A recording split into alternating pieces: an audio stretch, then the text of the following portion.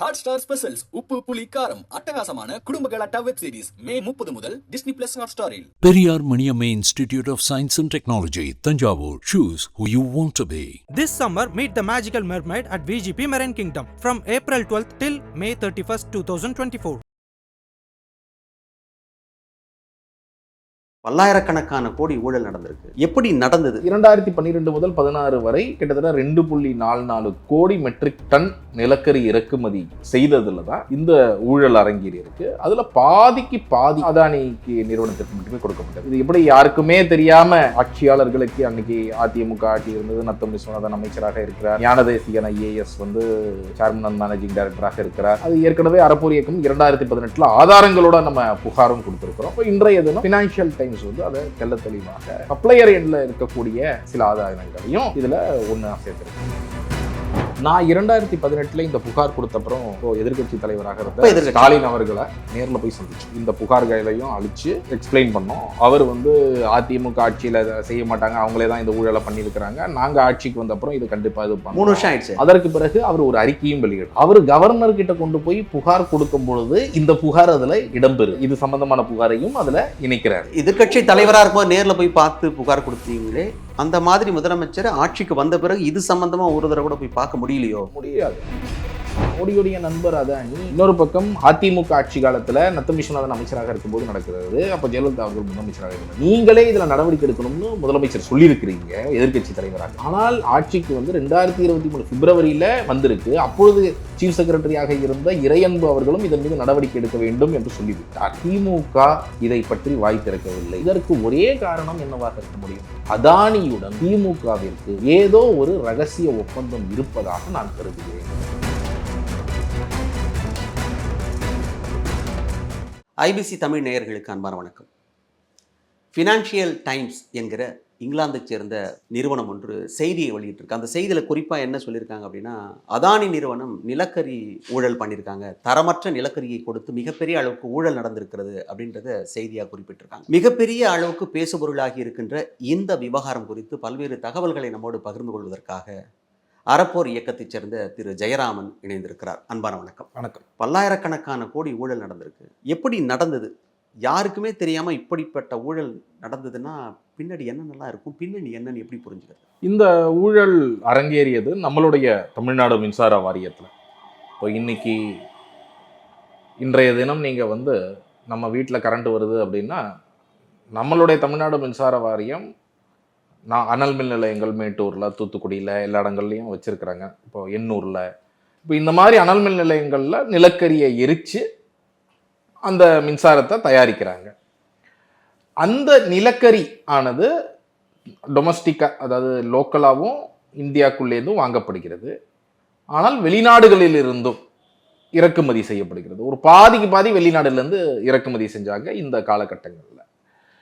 அப்போ அந்த 2012 முதல் 16 வரை கிட்டத்தட்ட 2.44 கோடி மெட்ரிக் டன் நிலக்கரி இறக்குமதி செய்ததுல தான் இந்த ஊழல் அரங்கேறி இருக்கு. அதுல பாதிக்கு பாதி அதானிக்கு நிறுவனத்திற்கு மட்டுமே கொடுக்கப்பட்டது. நீங்க கேட்ட இது எப்படி யாருக்குமே தெரியாம நடந்திருக்கும் அப்படின்னா, யாருக்கும் தெரியாம நடக்கலாம். அங்க ஆட்சியாளர்களுக்கு அன்னைக்கு அதிமுக ஆட்சி இருந்தது. நத்தம் விஸ்வநாதன் அமைச்சராக இருக்கிறார்.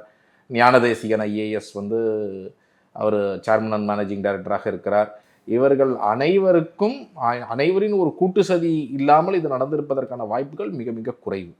அதனால இது ஒரு இதுல ஆரம்பத்திலிருந்து, அந்த டெண்டர் ஆரம்பத்திலிருந்து கடைசி வரைக்கும் பல குளறுபடிகள் இதுல நடந்திருக்கிறது. அது ஏற்கனவே அறப்போர் இயக்கம் 2018 ஆதாரங்களோட நம்ம புகாரும் கொடுத்திருக்கிறோம்.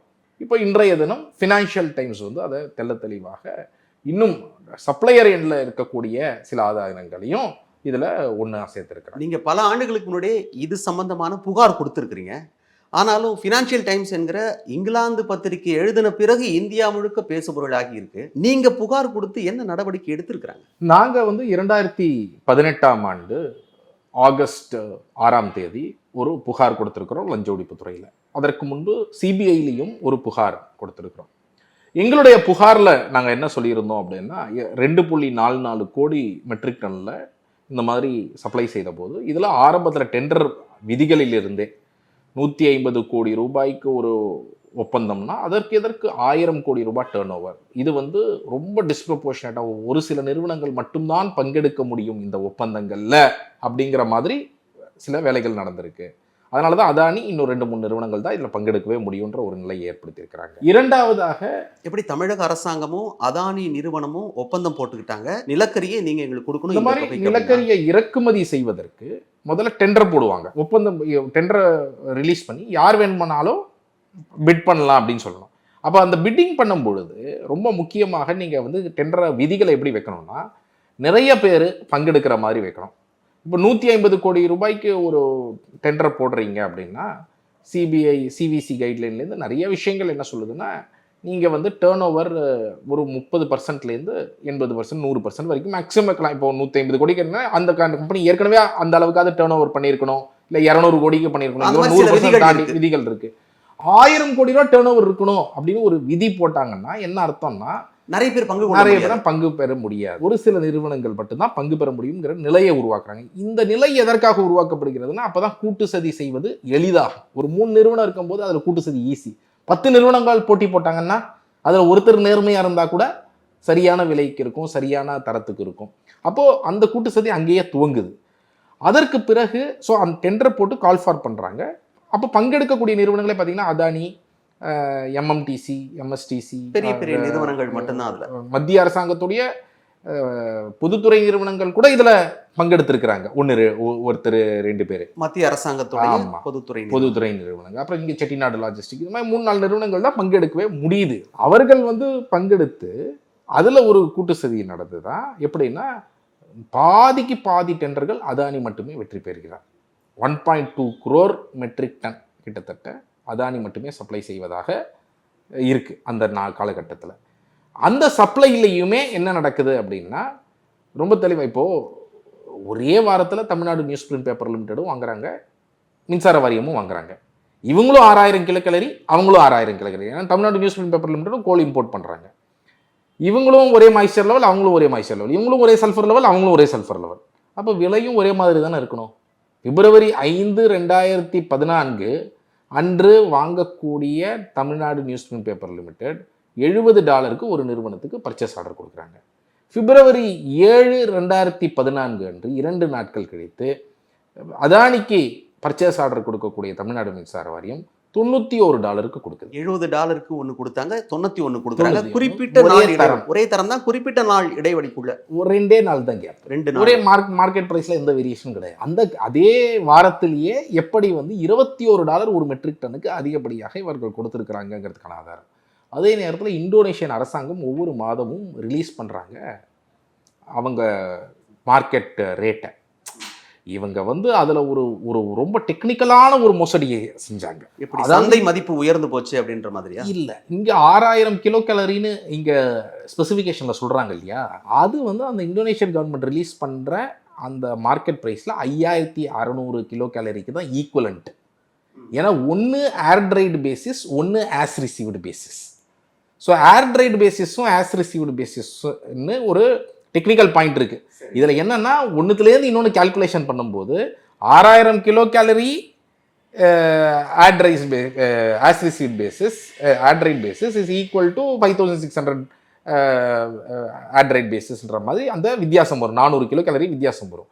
இவங்க கம்பேரிசன் அப்போது இந்தோனேஷியன் அரசாங்கத்தோட மார்க்கெட் ரேட்டோட பண்ணும்போது 5600 கம்பேர் பண்ணுறதுக்கு பதில் இங்கே 6000 ஆஸ் ரிசீவ்டு பேசிஸும் அங்கே 6000 ஆட்ரைடு பேசிஸையும் கம்பேர் பண்ணி இதை டெக்னிக்கலாக சொல்லும்போது மக்களுக்கு நிறைய புரியாமல் போயிடும். நான் என்ன கேட்குறேன்னா, அந்த செய்தியை வந்து நான் முற்றாக வாசித்தேன். அதில் குறிப்பிட்டு என்ன சொல்லியிருக்கு அப்படின்னா, அந்த தரம் எப்படி இருக்குன்னா 3500 கிலோ எரிசக்தியை வெளிப்படுத்தும், அதுதான் அதோட தரம். ஆனால் 6000 கலோரி எரிசக்தியை வெளிப்படுத்தக்கூடியதுன்னு சொல்லி தான் விற்றுருக்காங்க. முதல்ல ஓவர் இன்வாய்சிங் பண்ணுறாங்க. முதல்ல இருக்கிற தரம், அவங்க சொல்லக்கூடிய தரத்துக்கே அதிகமான விலை போடுறாங்க. இப்போ நான் சொன்னது சரியா? கரெக்ட் தான், நீங்கள் சொன்னது கரெக்ட் தான். நான் அடுத்தது அதுக்கு வரேன். நான் முதல்ல என்ன சொல்ல வரேன்னா, சொல்லக்கூடிய விலைக்கு போவோம். தமிழ்நாடு நியூஸ் 6000 கிலோ கேலரிக்கே TNPL $70 கொடுக்குறாங்க, இவங்க $96 கொடுக்குறாங்க. தரம் அடுத்ததுக்கு வரும். முதல்ல பிரைஸ்லயே இவ்வளவு பெரிய வேரியேஷன், நல்லா புரிஞ்சுக்கோங்க. ஒரு இடத்துக்கு அதுக்கு அடுத்தது அந்த 6000 தான் கொடுத்தாங்களா அப்படின்னு பாத்தீங்கன்னா, அதில் வந்து நாம் அறப்போர் இயக்கம்ல அன்றைக்கே வந்து என்ன சொல்லியிருக்கிறோன்னா கஸ்டம்ஸில் செக் பண்ணுறாங்க. உள்ளே வரும்போது கஸ்டம்ஸில் செக் பண்ணுறாங்க. கஸ்டம்ஸில் செக் பண்ணால் கன்சைன்மெண்ட்டு 4000லேருந்து 6000 கிலோ கலரு தான் இருக்குது. ஆனால் மின்சார வாரியம் 6000ன்னு சொல்கிறாங்க. ஆனால் இங்கே 4000 தான் இருக்குது, இங்கே 4500 தான் இருக்குது. அந்த மாதிரி ஒவ்வொரு கன்சைன்மெண்ட்லையும் 4000 4500 மாறுபடுது. எப்படி இந்த வேரியேஷனால 800 கோடி ரூபாய் நஷ்டம் ஏற்பட்டிருக்குன்னு நீங்களும் நானும் கூட இல்லை, மத்திய தணிக்கைத்துறையை கண்டுபிடிச்சிருக்காங்க. இது எந்த ஆண்டு? இது 2017 அவங்க கண்டுபிடிச்சு இப்போ ரிலீஸ் பண்றாங்க. நம்ம அந்த எவிடன்ஸையும் வச்சுதான் 2018 நீங்க புகார் நம்ம 2 புகார்களும், அதாவது ஓவர் பிரைஸ் பண்றதும் அதே நேரத்தில் தரத்துல குறைவானது தான் வந்து இறங்கி இருக்கு. விலை அதிகம் தரமும் குறைவு நீங்க சொல்லியிருக்கீங்க. இல்ல எனக்கு இன்னும் ஒரு தெளிவு மட்டும் வேணும். அப்ப நீங்க சொல்லிட்டு இருக்க இந்த விவகாரத்துல ஊழல் நடந்திருக்கு அப்படின்றத நீங்க ஏற்கனவே சான்றுகளோட சொல்லிட்டீங்க. இதை நம்ம வந்து லஞ்ச ஒழிப்பு துறையில 2018 கொடுக்குறோம். நான் என்ன கேட்கிறேன், நீங்க உங்க பதிவிலே பாத்தீங்கன்னா புகார் கொடுத்து ஆதாரங்களோட கொடுத்த பிறகும் அன்னைக்கு சிபிஐ விசாரணை வரைக்கும் கோரி இருந்த முதலமைச்சர் இன்று ஏன் மௌனமாக இருக்கிறார்? விசாரணைக்கு ஏன் வந்து அடுத்த கட்டத்துக்கு கொண்டு போகல, அல்லது விசாரணைக்கு ஏன் உத்தரவிடலை அப்படின்லாம் நீங்க கேட்டிருக்கீங்க. என்ன காரணமாக இருக்கக்கூடும்? நான் 2018 இந்த புகார் கொடுத்தப்புறம் இப்போ எதிர்க்கட்சி தலைவராக இருந்த ஸ்டாலின் அவர்களை நேரில் போய் சந்திச்சு ஒரு இந்த புகார்களையும் அழிச்சு அவருக்கு எக்ஸ்பிளைன் பண்ணோம். அவர் வந்து அதிமுக ஆட்சியில் செய்ய மாட்டாங்க, அவங்களே தான் இந்த ஊழலை பண்ணியிருக்கிறாங்க, நாங்கள் ஆட்சிக்கு வந்தப்புறம் இது கண்டிப்பாக இது 3 வருஷம் ஆயிடுச்சு அப்படின்னு சொல்லி அப்போ சொல்றாரு. அதற்கு பிறகு அவர் ஒரு அறிக்கையும் வெளியிடுறாரு. அவர் கவர்னர் கிட்ட கொண்டு போய் புகார் கொடுக்கும் பொழுது இந்த புகார் அதுல இடம்பெறுது. இது சம்பந்தமான புகாரையும் அதுல இணைக்கிறாரு. இந்த நிலக்கரி ஊழல் இதையும் இணைக்கிறாரு. இது அனைத்தும் அவர் செய்கிறார். ஆனால் 2021 ஆட்சிக்கு வந்த பிறகு நான் பலமுறை லஞ்ச ஒழிப்புத்துறை கதவுகளை தட்டிருக்கிறேன், அரசாங்கத்துடைய கதவுகளை தட்டியிருக்கிறேன். என்ன நடக்குதுன்னா, அப்புறம் ஹிண்டன்பர்க் வந்ததுக்கு பிறகுதான் அவங்க இதோட சீரியஸ்னஸ் புரியுது லஞ்ச ஒழிப்புத்துறைக்கு. லஞ்ச ஒழிப்புத்துறை என்ன பண்றாங்க, அதுக்கப்புறம் நம்ம கம்ப்ளைண்ட் நல்லா டீட்டெயிலாக பார்த்துட்டு ஆமாம் இதில் முகாந்திரம் இருக்கிறது, நாங்கள் இதை விசாரிக்க வேண்டும் அப்படின்னு சொல்லி பிப்ரவரி 2023 நம்ம தமிழ்நாடு அரசு கிட்ட கேட்குறாங்க. ஏன்னா இன்னைக்கு ஊழல் தடுப்பு சட்டத்தின் கீழ் எந்த ஒரு விஷயத்தை துவங்கணும்னாலும், ஒரு விசாரணை துவங்கணும்னா கூட அரசாங்கத்துறை அனுமதி வேணும். இது பப்ளிக் டிபார்ட்மெண்ட்ல இந்த ஃபைல் 1.5 வருடமாக இருக்கிறது. ஆட்சிக்கு வந்ததற்கு பிறகு நாம வந்து இது விஷயமா கடிதங்கள் நிறைய அனுப்பிச்சிட்டே தான் இருக்கும். 2021 ஜூன் மாதமே நான் வந்து லஞ்ச ஒழிப்புத்துறைக்கு அமைச்சிருக்கிறேன். அதற்கு பிறகு மீண்டும் இப்போ 2022 ஒரு வாட்டி அமைச்சோம். 2023 ஜான்வரியில் நம்ம வந்து முதலமைச்சர்லேருந்து எல்லாருக்கும் கடிதம் அமைச்சிருக்கிறோம்.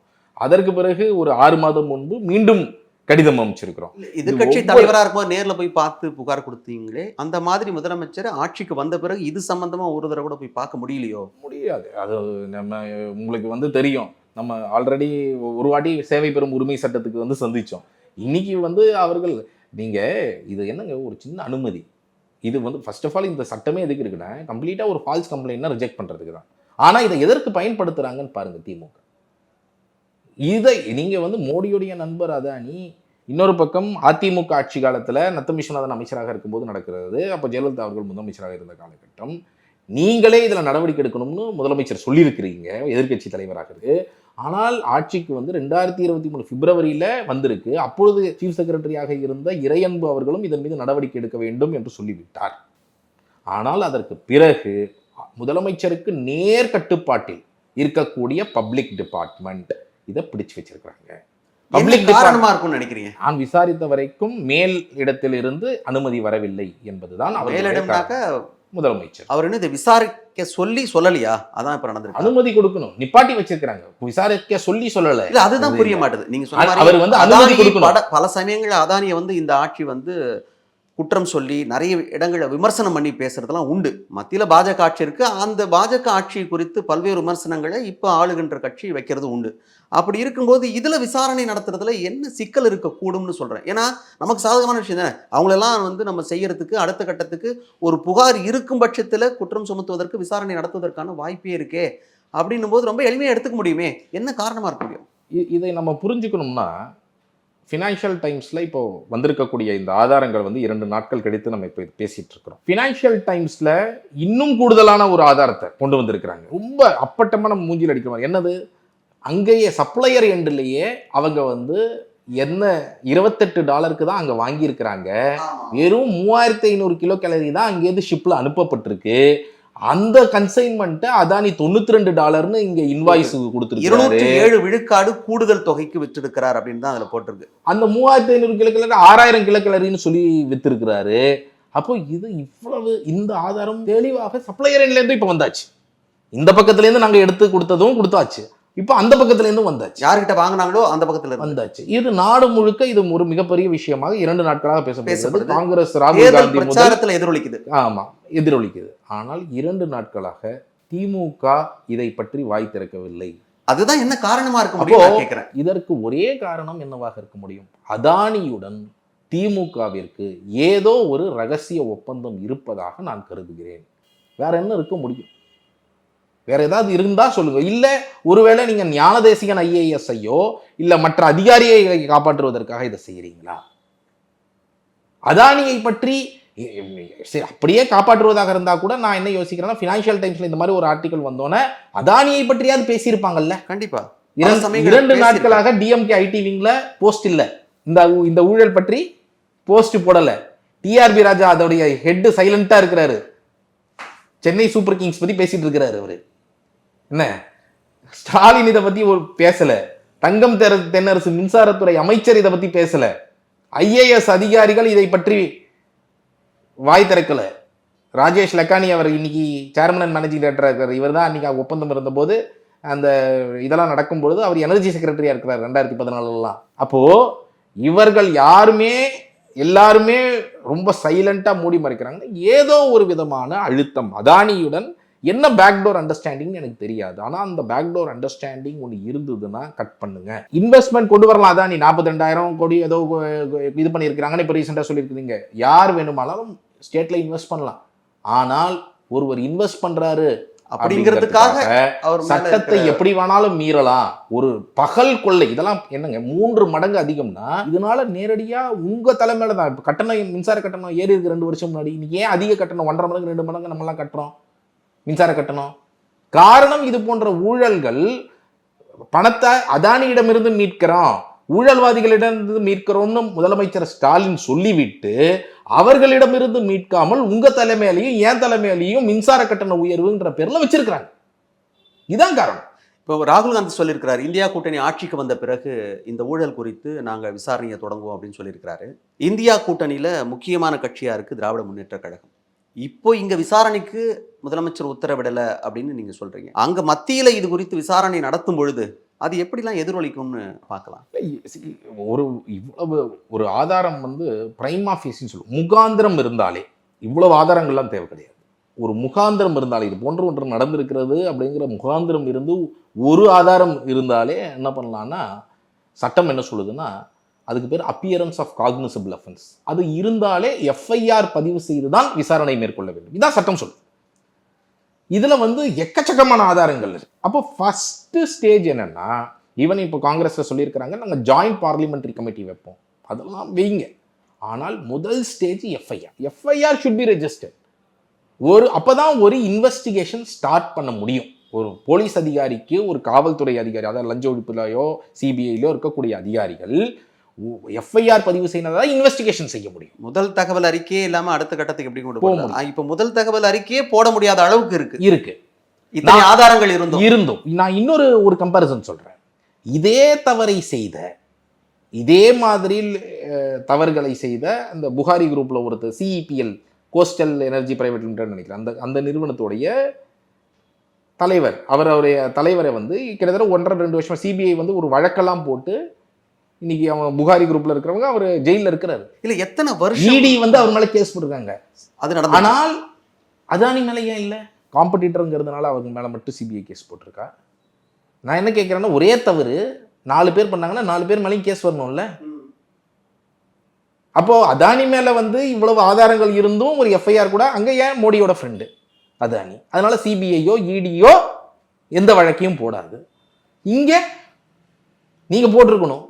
ஆனால் பாஜக நண்பர் மோடியுடைய ஊழலில் கூட நீங்க சமரசம் செய்வதற்கு, நீயும் நிறைய அதிமுக ஊழலையும் இவங்க சமரசம் செஞ்சுட்டு இருக்கிறாங்க. எதுலையுமே வழக்கு அடுத்த கட்டத்துக்கு நகராம நாங்க முட்டி மோதிட்டு இருக்கிறோம் 25 கம்ப்ளைண்ட்லையும்.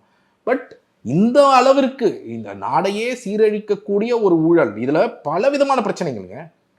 ஒன்று மின்சார கட்டணம், 2வது இதனால வரக்கூடிய பொல்யூஷன். அது கூட நான் எடுத்திருந்தேன். 2022ஆம் ஆண்டு மட்டுமே இந்தியாவில் 20 லட்சம் பேர் காற்று மாசின் காரணமாக மரணம் அடைஞ்சிருக்காங்க. அப்போது தரமற்ற அந்த நிலக்கரியால் ஒரு பக்கம் ஊழல் நடந்தது போக ஒட்டுமொத்த சுற்றுச்சூழலுக்கும் பெரிய அளவுக்கு பாதிப்பு அப்படின்றதுக்கான சான்று 2022ஆம் ஆண்டு இந்தியாவில் மட்டும் காற்று மாசின் காரணமாக 20 லட்சம் பேர் இறந்துருக்கிறாங்க.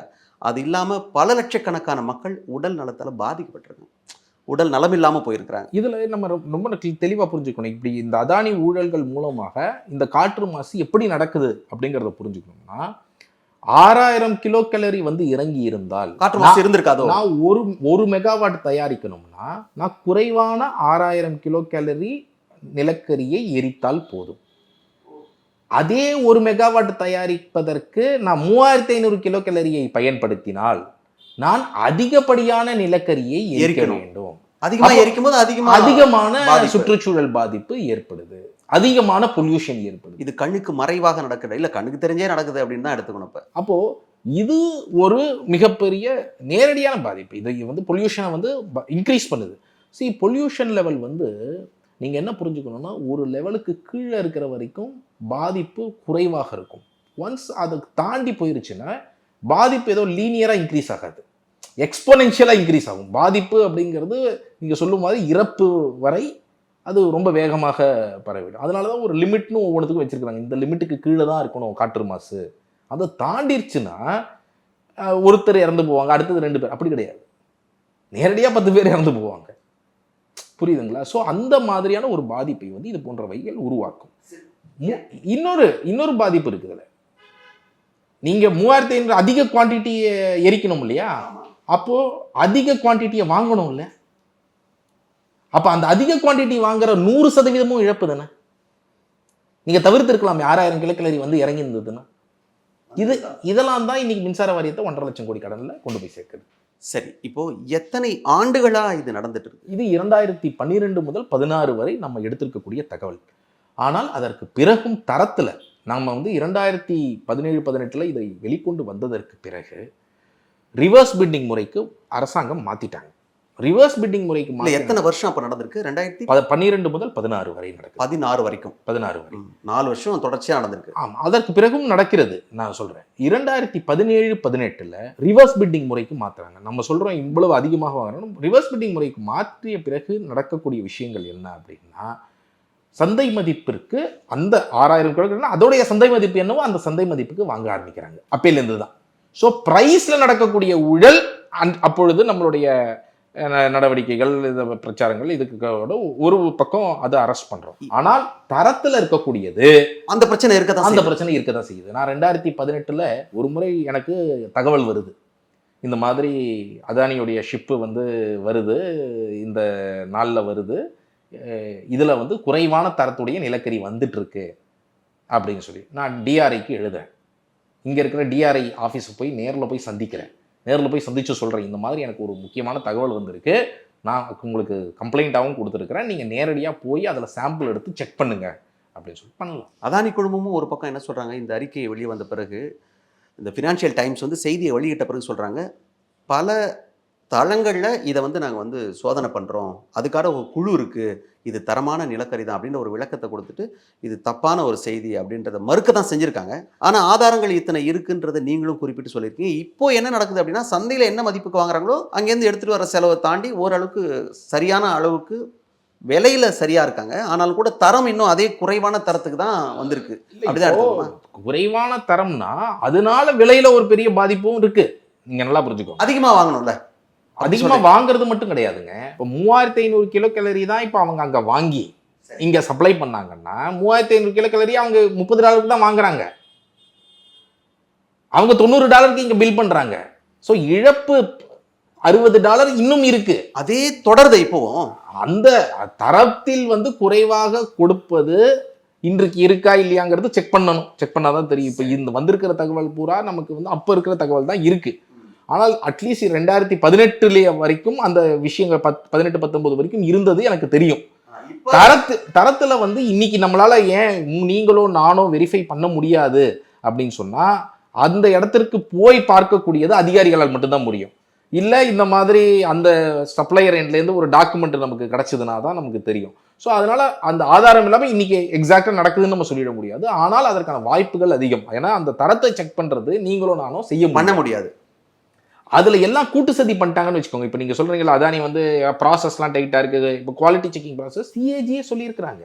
மத்திய தணிக்கை குழுவே மின்சார வாரியத்துடைய குவாலிட்டி செக் பண்றதோடைய அந்த ப்ராசஸே தவறானது. அதுவே தப்பு.